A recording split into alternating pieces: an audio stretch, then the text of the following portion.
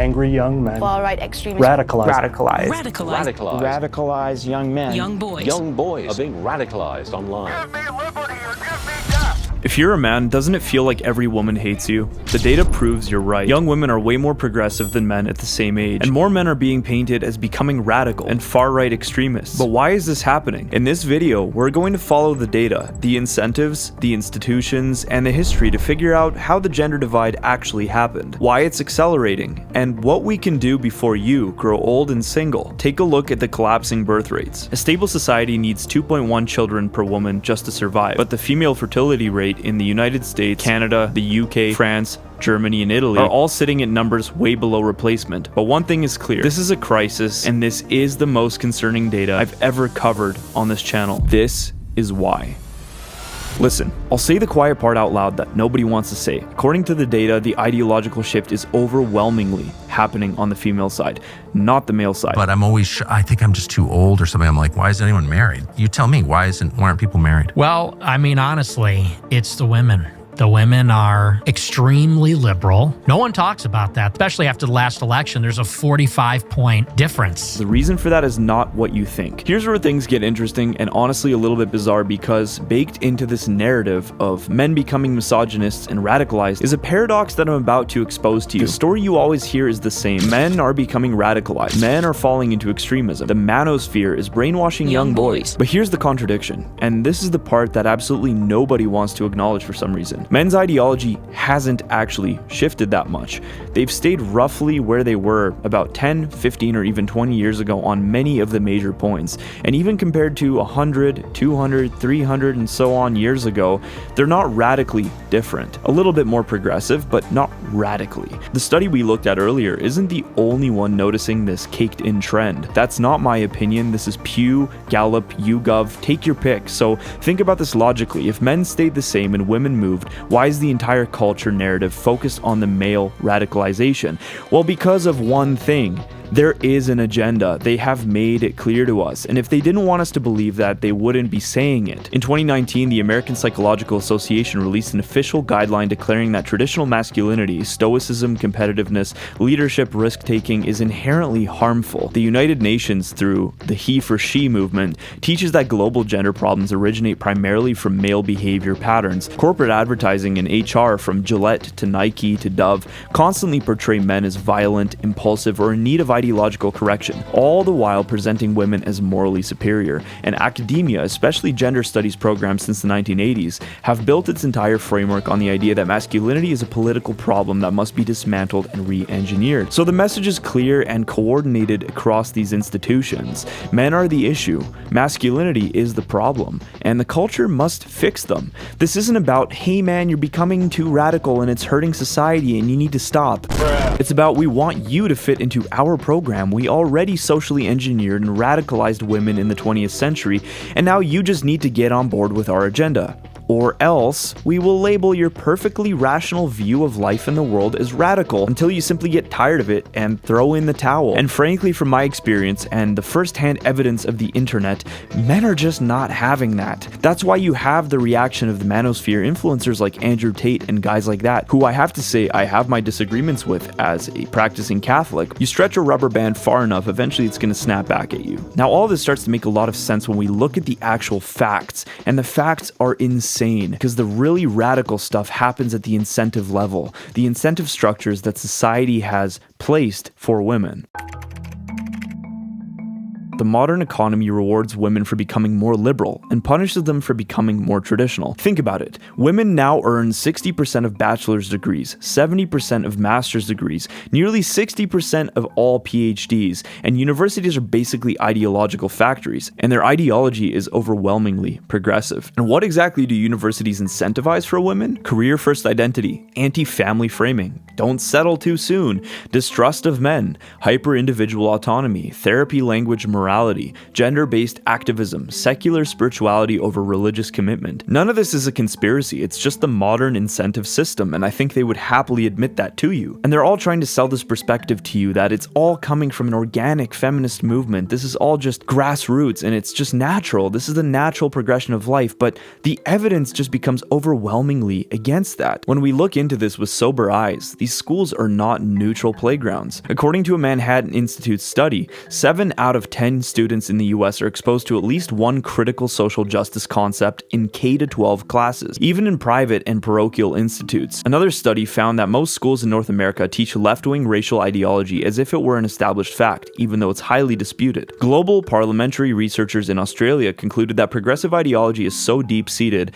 that most teachers don't even see it as an ideology anymore. And when you look at education schools, the institutions that train teachers, one historian observes that progressivism is the ruling ideology there. Again, none of this comes to us as a surprise, but these studies back it up. In other words, the pipeline for ideology runs from teacher training to curriculum to classroom, all from one source. And if you question it as a teacher, your entire career is at risk in places like Canada. The tenured professor Francis Widdowson was terminated in December 2021 after publicly criticizing the university's indigenization agenda and other ideological positions. And you are no longer employed at Mount Royal University. What happened? An Indigenous scholar activist, because I was defending a journalist who had been pushed out of her job for referring to a book title that had a racial epithet in it. And as a result of that, this Indigenous scholar activist by the name of Gabrielle Lindstrom, who now goes by the name Gabrielle Weaselhead, she mobilized an anonymous student group against me. A whole bunch of her supporters piled on. I was found to have harassed her. An arbitrator later ruled her firing as disproportionate and unjust, although she never regained her position. Because a number of Indigenous scholar activists and a trans activist feel unsafe about me making arguments that they don't like, it has been the arbitrator decided that I couldn't return. This shows a concrete event where ideological nonconformity led to professional consequences in a university setting. But it's not only about firing dissenting voices. Institutions themselves respond to financial and reputational incentives.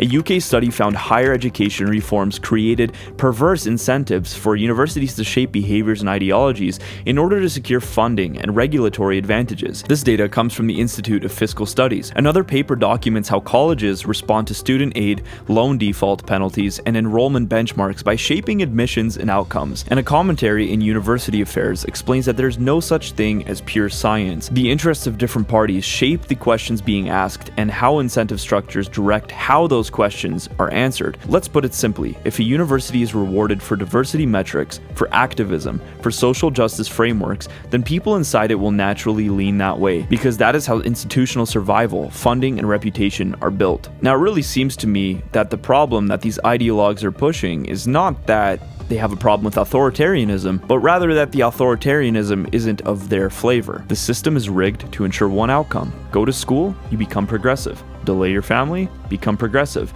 Enter corporate HR pipeline, become progressive. It's ironic for a position that always claims women aren't given a chance and given a choice in a patriarchal society, but are they really being given a choice here, or is the outcome completely fixed? And if they were really given the choice, which one do you think they would choose? If we had a university program specifically funded and dedicated to training women to become better wives and better housekeepers, how many women would quit their STEM degrees in order to pursue that? Personally, from talking to a lot of women in my generation, I think a very high number would. But things only become worse when we look at the male situation. Hey, so before we dive in today, I just want to say thank you to all of my subscribers and all of the gracious support that this channel has received over the last little while. It's really difficult to find sponsors for videos like this, and so this one is sponsor free. The fact is, these videos take weeks and sometimes months to produce each, and I'm currently a one-man team. But luckily, the supporters over at buymeacoffee.com/lungsoffaith help make these videos possible. So if you like these videos, please consider donating over there. That's supporters of $50 a month plus are credited as producers with real input on future topics. Back to the plot.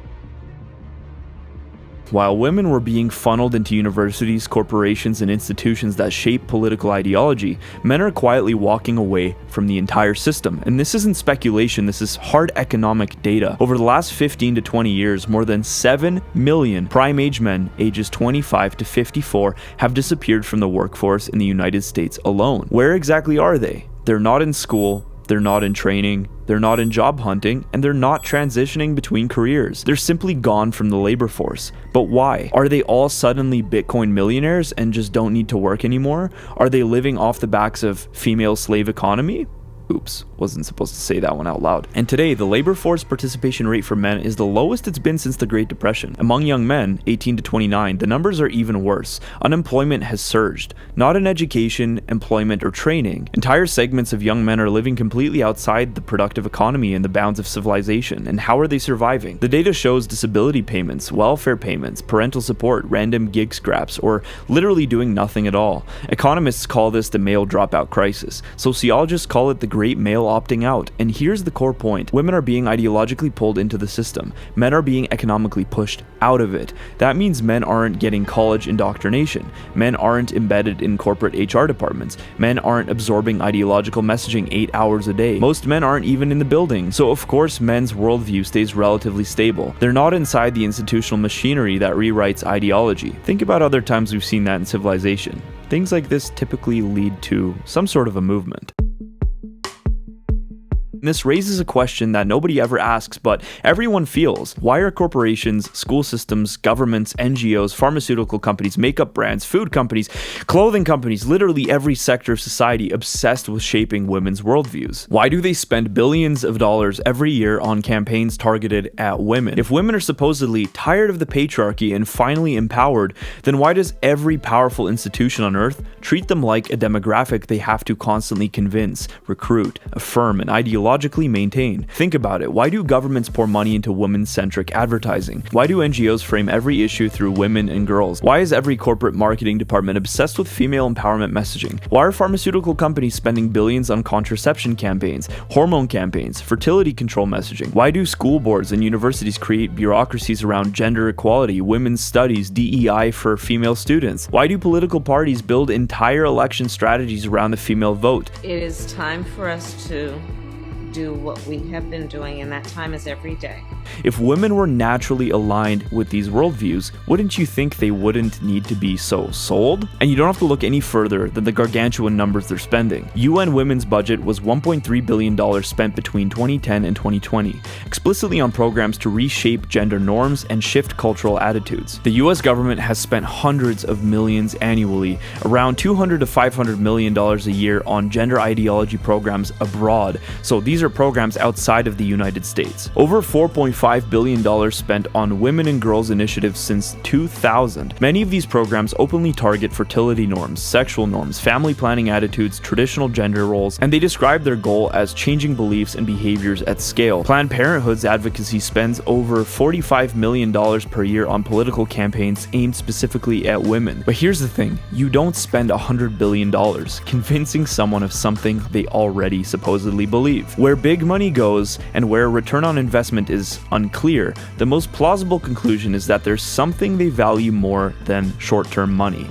They're loyal to an ideology. And to see these insane tactics, all you have to do is look at where the money flows. The Rockefellers heavily funded the Women's Bureau, the National Urban League, and various women's reform initiatives in the early 20th century. John D. Rockefeller Jr. personally funded Margaret Sanger, the infamous eugenicist founder of Planned Parenthood, who said things like, "More children from the fit, less from the unfit. We do not want word to go out that we want to exterminate the Negro population, and birth control must lead ultimately to a cleaner race, and the most merciful thing that a large family does to one of its infant members is to kill it." This is someone with zero empathy, zero concern for human life, and yet is being funded and placed at the center of, apparently, humanity's mission to enrich our lives. The Rockefeller Foundation openly wrote that lowering birth rates among undesirable groups was a goal. Population control and social engineering were the two biggest research priorities. Now take Alfred Kinsey. They even funded his studies based on sexual assault victims, lots of which being minors, that stripped these cases of their criminal status and used them as data points in his research, seeking to prove how sexual nonconformity is a good thing. His first grant in 1941 was $1,600.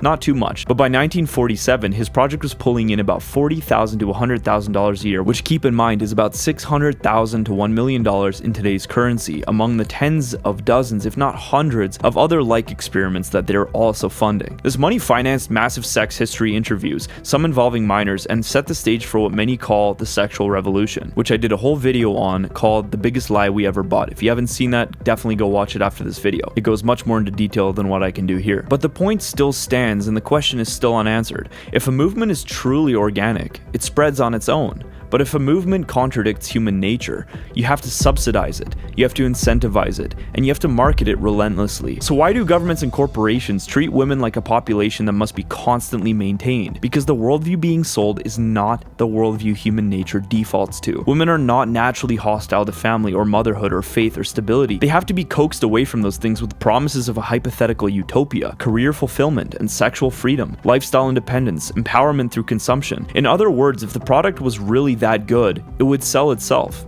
It doesn't. So they market it harder, and that's why every institution is obsessed with winning women. And by who? Ironically, men. Perverted men. Ones like Michael Foucault, who advocated for the abolition of the age of consent laws in France. Ones like Alfred Kinsey, who used minor rape victims as data points in his deviant sex agenda. But it gets even darker than that, because when you look at how we got to where we are now, you have to go back to the early 20th century, because World War I and II did not just reshape geopolitics, they completely reshaped the culture of the home. See if you can notice the common denominator. Those two wars pulled tens of millions of men out of their houses, out of their communities, and out of their roles as spiritual and moral anchors of the family. And the architects and modernist ideologues behind the sexual revolution that we see today understood exactly what that meant. A home without a man is a home without resistance. While the men were overseas, women became the primary audience for every new form of messaging. Government propaganda, mass advertising, corporate marketing, film, magazines, and emerging psychological techniques. For the first time in history, institutions had unfiltered access to the emotional and social center of the household, and they used it aggressively. This wasn't because women were weak, it's because women are the relational core of civilization. Women shape the moral environment. Women are the gatekeepers of culture to a large extent, and modernists understood this, so it targeted women first. That if it could get women to completely drink their Kool-Aid, that men would eventually follow because they wanted sex. I think they got that wrong, but I'll explain that in a little bit. And you might be saying, Zach, you're such a conspiracy theorist. All of this is just conservative propaganda. Well, then why did advertisers, Hollywood studios, and early PR firms like Edward Bernays openly write about this?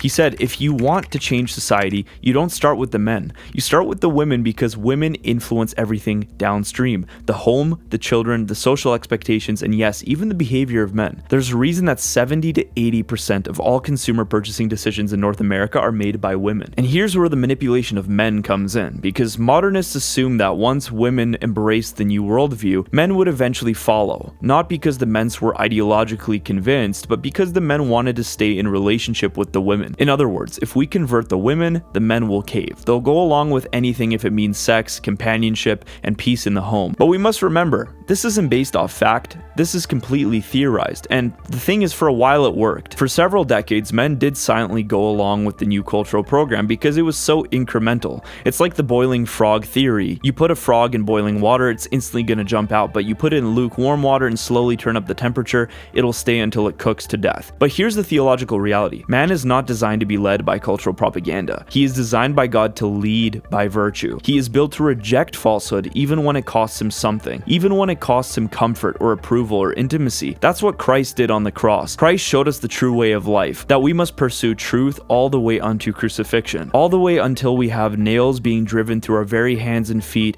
and being crucified on the cross that our persecutors built for us. And that's what we're seeing now. The male opt-out, the manosphere, the backlash, the Christian movement, the reactionaries, they're all waking up. Whether you believe it's misguided or not, it's fundamentally the moment when men stopped being willing to trade their integrity for acceptance. And once the sex is no longer enough to make men submit to the propaganda, the whole system starts to fall apart naturally. Men aren't rejecting women, they're rejecting the ideological system that hijacked women. And the bad news to all the evil people behind this is that they will simply never win this battle because they fundamentally misunderstand human nature. And that's because they philosophically reject the creator of human nature. They reject the blueprint itself, and that's why they can't succeed. They don't understand human nature because they don't believe it was created. To them, people are raw material, pliable, programmable, and infinitely malleable, and if you just tweak the right knobs on the dashboard of society, you will get the result that you want, and you will control the society the way you want. And that's why their system is already cracking. Not because of some heroic rebellion, not because of a political movement, but because they tried to build a civilization on top of a blueprint that they don't even believe exists. You can't rewire men to stop being men. You can't rewire women to stop being women. You can't replace family with ideology. You can't replace virtue with dopamine. You can't can't replace meaning with activism. There's no version of reality where that works long term. And look, let's be honest, some people on the reactionary side see this collapse too. Like the Andrew Tates of the world, the Manosphere guys, the Black Pill, the Red Pill, whatever pill movements. Even I as a Catholic can admit that they get some things right about the symptomology of the problem, but their conclusion is basically fine. Burn it down. Don't marry, don't commit, don't care, stack cash, sleep around, and detach. Are you married now? I would never bring the state into my affairs. I don't chase women, Michael. I absorb them. But guys, I must say, this is not the Catholic. This is not the Christian. This is not the Christ-like approach. In fact, this whole video we spent discussing a lot of the sins of women and how women have fallen for the propaganda and drank the Kool-Aid and the sin of Eve. Woman's fundamental flaw, which is rejecting authority and wanting to be deviant, and the ideologues and the architects of the sexual revolution understood that deeply and they exploited that. But we haven't gotten to the sin of men. The sin of men is simply inactivity. It's passivity. It's just sitting by and watching and complaining and detaching and becoming materialistic. That is the sin of Adam. Think about this, the fall would have never happened if Adam caught Eve in the act of eating the fruit and said, Eve, don't do this is wrong, obey me. But in fact, he didn't do that, he just sat by, and that's why the fall of man happened. It wasn't just Eve, it was a dual effort, it was a combined effort, because the leadership that Eve was under failed its course. I understand that all of us feel like this is wrong and that we want to do something about it, but we have to analyze what moral groundwork do we even stand on to be able to assert morality, to be able to assert ethics, because under an atheist materialistic worldview, unfortunately we're a bunch of chaos, we're a bunch of particles clashing into each other in space, and knowledge is actually impossible, and in that system, tyranny is the only form of government that can ever logically work. Because Catholicism was the first framework that didn't ask me to pretend the world was better than it is, or worse than it is, it just told the truth. And here's the truth of every ideology, from the progressive engineers to the manosphere influencers, that they keep missing. Men and women aren't arbitrary social categories, they're part of a design that you can't rewrite without breaking everything built on top of it. You can fight nature for a little while, you can even force people to act against themselves for a generation or two, maybe 3 or 4, but eventually reality snaps back like a rubber band that you can't break. Every artificial system collapses under its own weight. Every ideology that rejects the creator ends up colliding with creation itself. That's why the Bible tells us that the wisdom of man will ultimately be made foolish in the eyes of God. Church attendance amongst young adults has seen its first spike in decades. Google searches for traditional marriage, Catholic Mass, and Orthodox theology are at 10-year highs. And for the first time ever, over 60% of Gen Z says that modern dating culture is broken, hopeless, or anti-human. But guys, we can't lose hope. So no, I'm not black-pilled, I'm not white-pilled, I'm not any color-coded internet philosophy. I'm simply Catholic. I believe that Jesus Christ is the way, the truth, and the life, and he is the author of life itself. The people trying to reshape humanity are standing on sand. They don't even have the tools to assert to you that what you're doing is right or wrong, or that Catholicism is false. They don't even accept that truth exists. But the church, the thing that has outlasted empires, revolutions, and ideologies, and whole civilizations for 2,000 years, that is built on rock. Not because the institution is flawless, but because the anthropology is. And that's why I'm not discouraged. And the church, the one institution on this earth that is built by the author of that truth, isn't going anywhere. The gates of hell shall not prevail against the Holy Catholic and Apostolic Church. Not now, and not ever. Until next time, this is Zach with Lungs of Faith. Don't forget to like and subscribe, and as always, don't negotiate with terrorists. They wanna kill